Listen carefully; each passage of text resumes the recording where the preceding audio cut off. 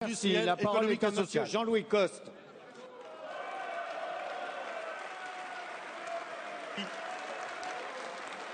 Merci beaucoup. Merci beaucoup. Vous me permettrez juste un petit clin d'œil aux administrés de ma commune, Fumel.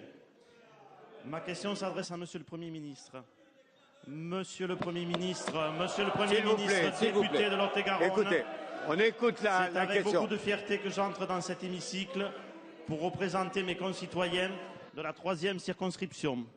Issu d'un des territoires les plus agricoles de France, je souhaite attirer votre attention sur la situation difficile, voire dramatique des retraités agricoles dans notre département. Ils sont 1,5 million et attendent autre chose que des discours. Ils méritent une action déterminée des pouvoirs publics. En effet, alors que le seuil de pauvreté en France est de 964 €, un agriculteur partant à la retraite, après avoir travaillé dur et cotisé durant toute sa vie, touchera en moyenne une pension de 680 € seulement.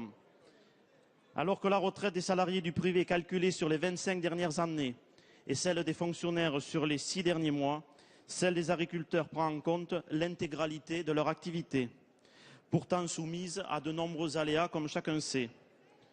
Le précédent gouvernement avait engagé plusieurs réformes afin de corriger ces injustices flagrantes. Un minimum de pension a ainsi été créé. La condition de durée d'assurance dans le régime non salarié agricole permettant la majoration a été abaissée. Le régime de la retraite complémentaire obligatoire a été étendu aux collaborateurs d'exploitation et aux aides familiaux. Cette politique volontariste doit être poursuivie.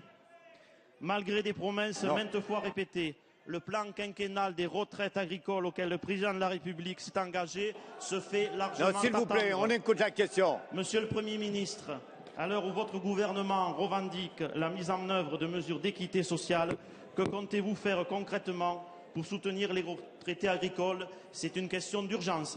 Merci. La parole est à madame Marisol Touraine, ministre des Affaires sociales et de la Santé. Merci Monsieur le Président, Monsieur le député. Vous avez raison, les retraités agricoles attendent autre chose que des discours. Ils attendent des actes. Et cela fait 10 ans, qu'ils attendent ces actes. Parce que, Monsieur le député, si vous vous souvenez de la situation... Allez, on écoute la réponse, s'il vous plaît. C'est le gouvernement de Lionel Jospin. On se calme et on écoute la réponse. Le gouvernement de Lionel Jospin qui a mis en place un plan ambitieux de revalorisation des retraites agricoles.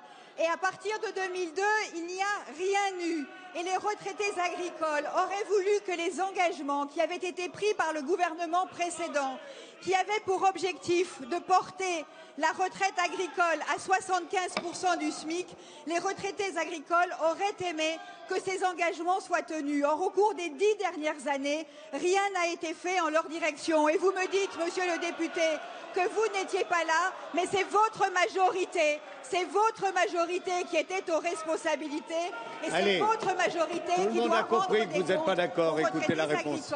Pour notre part, avec Stéphane Le Foll, nous avons fait en sorte que des mesures annoncées par le président de la République commencent d'être mises en place.